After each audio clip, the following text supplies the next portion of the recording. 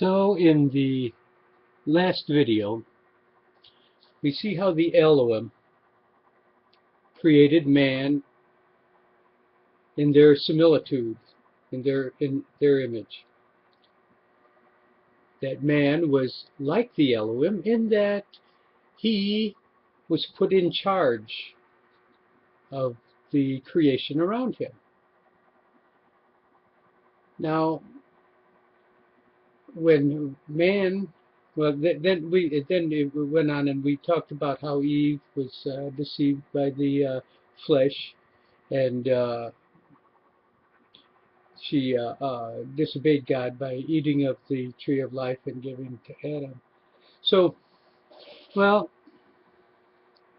let me see. When the woman saw that the tree was good for food, and that it was a delight to the eyes, and that the tree was to be desired to make one wise, she took of its fruit and ate, and gave some to her husband with her, and he ate. So they're both guilty. Like I said in the last one, I don't want to put all the blame on Eve, because in fact, if anything, I've often said it might be a far worse sin what Adam did. He wasn't deceived, or it doesn't say he was deceived. She was deceived, and he did it for her. She gave it to him, and he ate. So that might be even worse than being deceived. But anyway, they're both the same thing. They're both. That's right. They're both the same thing. They're both the power of the fleshly nature over the intellect in knowing what's best. They decided to obey the programming of their animal nature. You know, the snake or serpent indicated these things to her, communicated to her in some way that we're not sure of, that it's fine to just be an animal and do, the animal programming. If it feels good, do it. If you desire it, take it. You don't need to worry about anything else. You're the most important thing in the universe. This is the animal nature. Lust of the eye, lust of the flesh, and pride of life, greed, selfishness, and arrogance. Greed, selfishness, and arrogance. Those are the motivations of the animal. And that's what motivated Eve to eat of the fruit that was forbidden, and that's what motivated Adam to eat of the fruit that was forbidden. It doesn't say as much about his motivations, but you can be sure that it was the animal nature. He loved his wife, I suppose. He loved his wife. He wanted to, whatever it was, he wanted to be with her. Probably gave her priority over God, But anyway, I'm just speculating on Adam, and I'm assuming that it was the animal nature in him too. Because we're given a clue here. We're told that it was the animal nature. Okay, now, well, let's see. The eyes of both of them were opened, and they knew that they were naked. They sewed fig leaves together and made themselves aprons. They knew that it was the animal nature. They did something to cover up their animal nature. See, they made these fig leaves to cover up their animal nature. They look at each other, they get lusts, their animal nature just is so powerful, takes over, and causes them to do stupid things. Oh, and that's the exact same thing that we do. Don't be blaming Adam and Eve for the same exact thing that you do every day when you obey the animal nature instead of what's right. So let's see so I want to get into something else now. We're looking how Adam and Eve are made in the similitude of the Elohim, and they are given this tremendous ability and potential and everything, and they choose the mortality, they choose death, they choose the animal nature.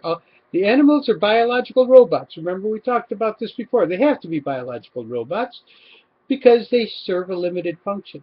If you want to have an unlimited function, then you have to have unlimited motivation. You can't just obey the program.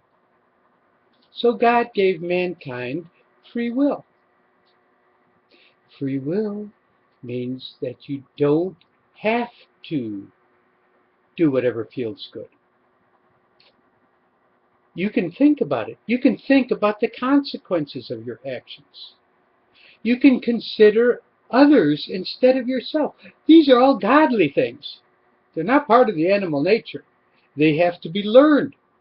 They're not natural to us.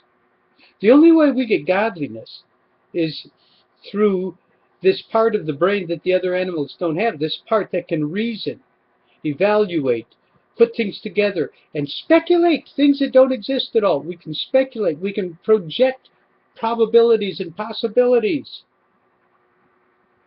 That gives us the ability to reprogram ourselves. So, anyway, Adam and Eve saw that they were naked. In other words, they saw that they were animals. They are basically the same thing as that serpent. There's no difference.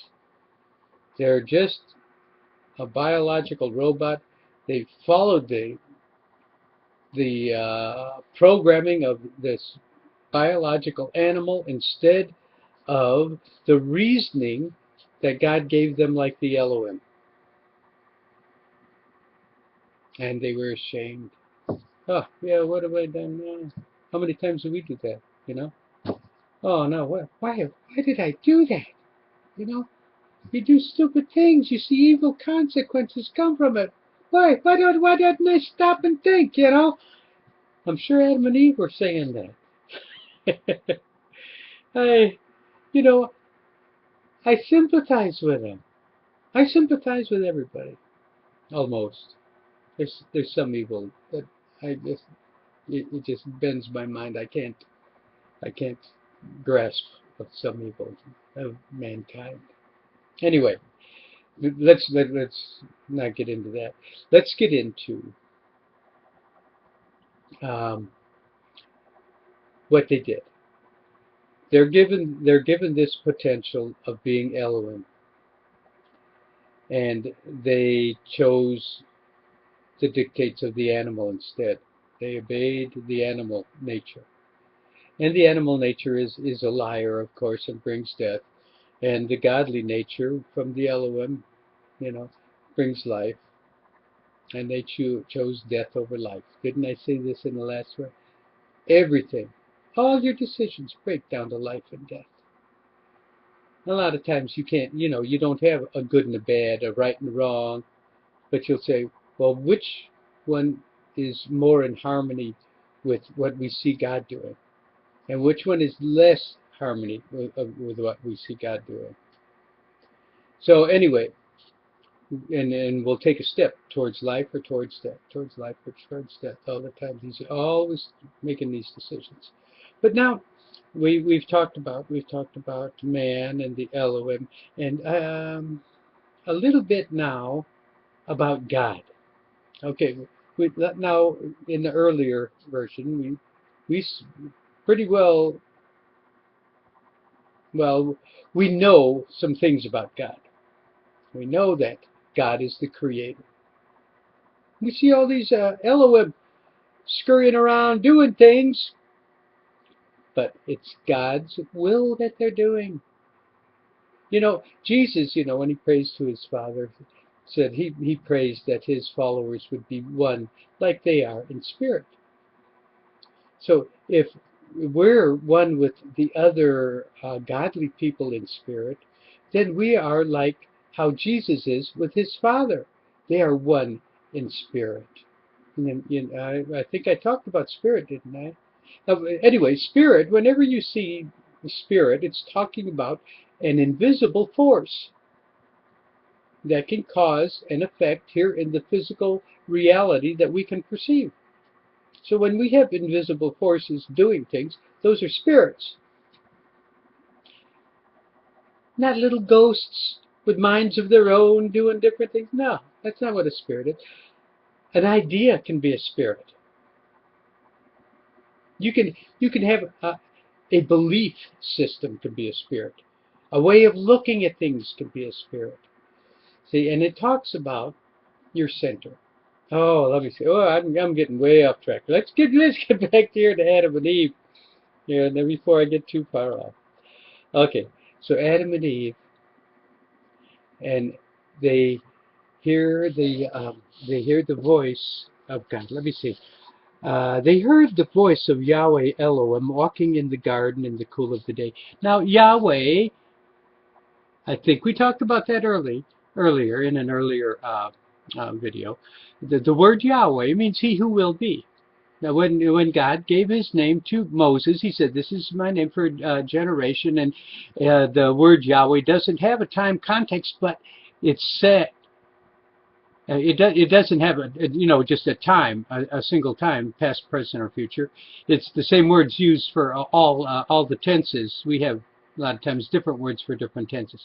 The one word is used for all tenses, but the tense or the time is set by the context. And so he said, "This is my name for a generation, that which is to be generated, otherwise the future. This is my name for the future. He who will be, not he who was, although God was, and not he who is, although God is, but he who will be." We're given the purpose of God in His name. So when Moses was to tell God's name, he's giving the children of Israel God's purpose. Now here we see the voice of Yahweh Elohim. Now Elohim, now we've talked about Elohim, those are the mighty ones. So they heard the voice of He who will be mighty ones. He who will be mighty ones, the voice of He who will be mighty ones was walking in the cool of the day in the garden. So one of the Elohim, which we will call the voice of God, because he could speak for God, he could with actual words now, not just like the serpent probably spoke, but with actual words. He can speak for God,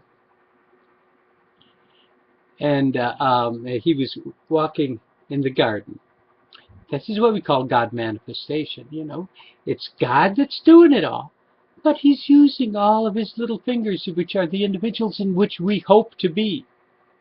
This is our goal, not to be some kind of angel floating around on clouds strumming harps.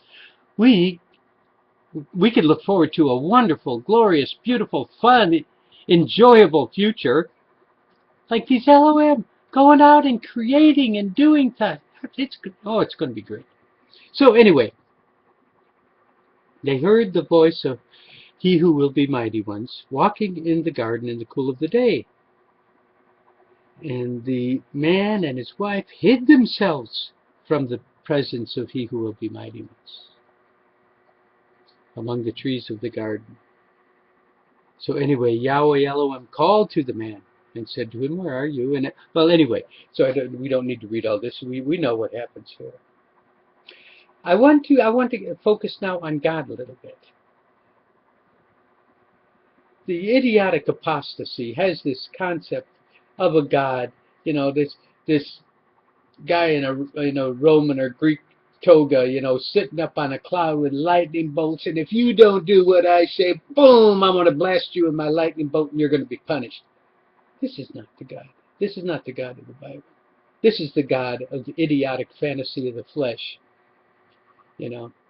So anyway, the real God, we see the only evil, if we could call anything that God does evil, the only evil would be in giving man free will so that he can become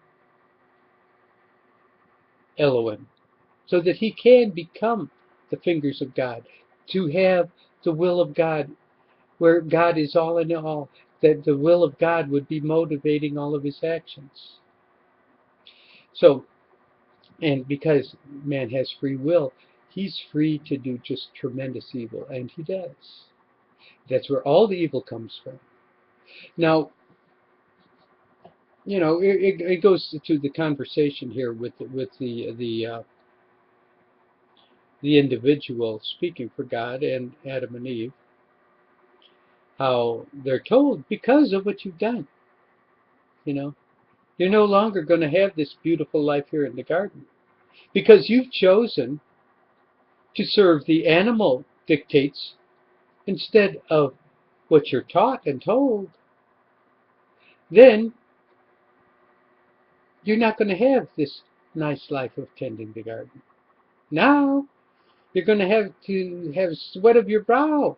And because you decided to serve the animal nature, the woman's going to have pain in childbirth, and then she had better give priority to the husband who wasn't deceived and listen to him instead of the dictates of her animal nature. But, well, anyway, that's what we're told they should do. And mankind, there's a lot of interesting things that come from this, Now they've made their choice, and they're going to have to suffer the consequences of their choice. They're bringing it on. It's not a vindictive, angry God throwing his lightning bolts, punishing them, giving them pain for their disobedience and disrespect. That's not what's happening. They're bringing the pain on themselves with their disobedience. All they have to do is do things God's way. Simple. Same thing for us. All of our misery comes down to our doing things by the dictates of the animal nature instead of by what God tells us to do. Now, okay, there's so many tangents to get off on here. So anyway, God's not this vindictive guy throwing lightning bolts. Man brings all of his pain on himself.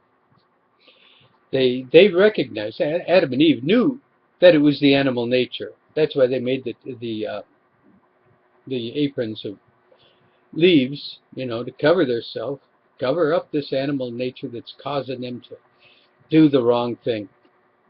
Well, but anyway, they chose between two masters. They could either have God or they could have the animal nature. They chose the animal nature.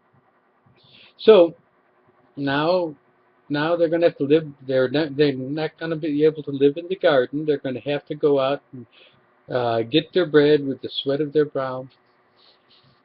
And we see here that this is where farming starts. They're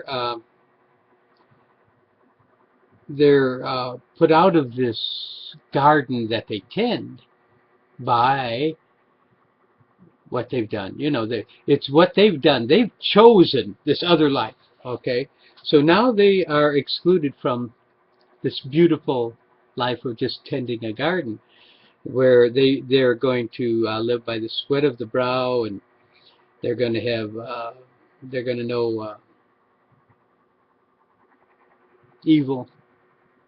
They're going to become very acquainted with evil, because they're going to find the evil in their animal dictates. You think about evil. Evil is a very subjective thing. Now, you go swimming and a shark bites your foot off. That is evil for you. For shark, it's lunch. It's a good thing, right? So it's very subjective, good and evil. So what I'm getting at is, whenever you hear somebody saying evil, you don't really know what they're talking about. You have a group of people, and the best thing that could possibly happen is to kill all their evil neighbors that are causing them trouble, stealing their crops, whatever. So we'll get rid of them. We'll kill all of them. But for the other people who are getting killed, well, that's an evil thing. Our nasty neighbors want to kill us. So evil is subjective. It just depends on your position and your attitude and everything. So anyway, Man becomes very acquainted now with good and evil when they partake of the fruit that was forbidden by God. And they're going to have this thing of good and evil for the rest of their life. They've chosen to grow their crops their way instead of God's way. They go out and they start plowing the fields. And what do you do when you plow the field? God is the creator of life. He gives life to everything, you know. First thing they do, they go out there and they start plowing the ground. They turn the dirt over. They turn the ground over, which kills all the anaerobic life that's in it, right? So you have this top part of the ground that's dead. If there's anything that man excels at, well, first of all, the main characteristic of man that they excel at is, you know, is their deceitfulness and wickedness, because, you know, the heart of man is deceitful above all things and desperately wicked. But they are good at their animal nature is so ungodly. See, the thing is, when they're doing what they want, they're out there killing what God does. God is bringing life to the planet. You know, all these organisms and everything. Man goes out, he starts plowing. You know, I want to get all this grain or whatever the crop is that they're planting. I want to get a lot of it into a little bit of ground so I can just go there and I can just really get all that I want. So they start modern agriculture, and modern agriculture is destroying all the life around it. See, they plow the ground, they kill all the anaerobic biota in there. They're killing off the fungus. They're killing off everything, you know, in the top part of the ground, where they're turning it over and exposing it to the light and air. Now, the stuff that's not supposed to be exposed to light and air. But anyway, so God creates, man kills. God creates the animal robot man, the flesh, the animal nature. The animal nature is anti-life. They're killers. You know, I think I mentioned about the modern man here in their cities and subdivisions. They kill everything. They spray the air with toxic poisons. They wash themselves with all these toxic poisons. Make sure we kill everything. Just kill, kill, kill. That is, if they're just born killers. It's the nature of man. And this is against the nature of God, which is loving and giving and creative. So I used to have a line go across there. Tell me how long I've been on. I don't know. I don't see it now. Anyway, so let me see if I think a minute here. See if I've gotten across what I wanted. Man brought the punishment on themselves. God is not being vindictive and angry and mean. God is giving them a way back. That reminds me, you know, the word Exodus, you know, in the next book of the Bible. That means the way out, or the way back, the way out. So man chose animal nature, and God is constantly giving him a way back to the Elohim nature. And so we have this choice always to make. We either choose our actions and words to be in harmony with God's nature, or it's going to be in harmony with the animal's nature. The animal's nature is death. God's nature is life. You know, Adam and Eve, they had 2 sons.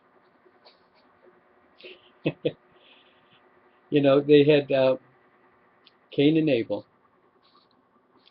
And Abel gave willingly of his flock to God. And, well, you know, when God made man a covering, maybe we probably better hit on this. you know. The fig leaf covering was not adequate. God gave them a covering to remind them that this animal nature brings death. There's death involved in the animal nature. You want to serve the animal nature, you are choosing death. So he gave them skins of dead animals to wear. You wear these skins of dead animals. Every time you think animal nature, death. Animal nature, death. You look at anybody, they're running around wearing all these leather and dead animal skins. Animal nature, death. So we have to have this in our minds if we're going to sue. So that's why it's a covering. The covering is the knowledge that the animal nature brings death. It covers us from obeying that animal nature. It gives us protection against the animal nature. When we know, if we choose to just do what feels good and tastes good and whatever we want, it's top priority, we'll do whatever we have to do to get whatever we want, all these things, this is death. This is the animal nature. So we have to keep in mind, when we choose to serve self, we are choosing death. Everything comes down to a life and death choice.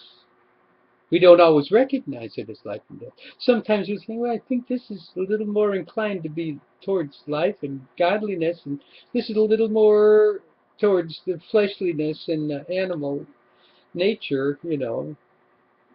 And so anyway, this is what God gives us the Bible for. And it's not just the Bible. God tells us we can see God. We can see God in the beauty of his nature, and what we look and see, what is the motivation behind things? What is the Spirit directing things? We can see God not with our eyes. We can see God with what he gave us that makes us different than the animals. We can see God with our mind. We can see the evidence of God. We see that things are not just haphazard and like the idiot professors in college are teaching all the kids, you know, that it's just dumb luck. You know, Anyway, there's purpose. There's will. You know, in John, we're told, in the beginning was the Logos. And the Logos is a plan, a blueprint, a way of things. God had a plan all the way from the beginning. So there's intelligence behind everything that's going on. You don't need to completely understand God. I don't, and I don't know. I don't think anybody, I don't think we're capable. I don't think our brain's big enough to really comprehend God. But we can see things about God. We can see that God is the creative spirit. We can see that God is the spirit that holds everything together, in which we live and move and have our being, that God is this spirit that's doing all of these things. So we can see God and we can choose. Are we going to do that which is godly or that which is fleshly? I think I'm running out of time again.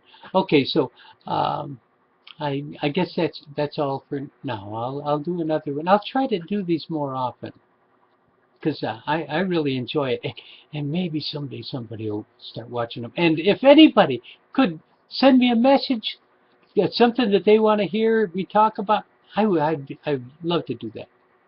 Okay, goodbye.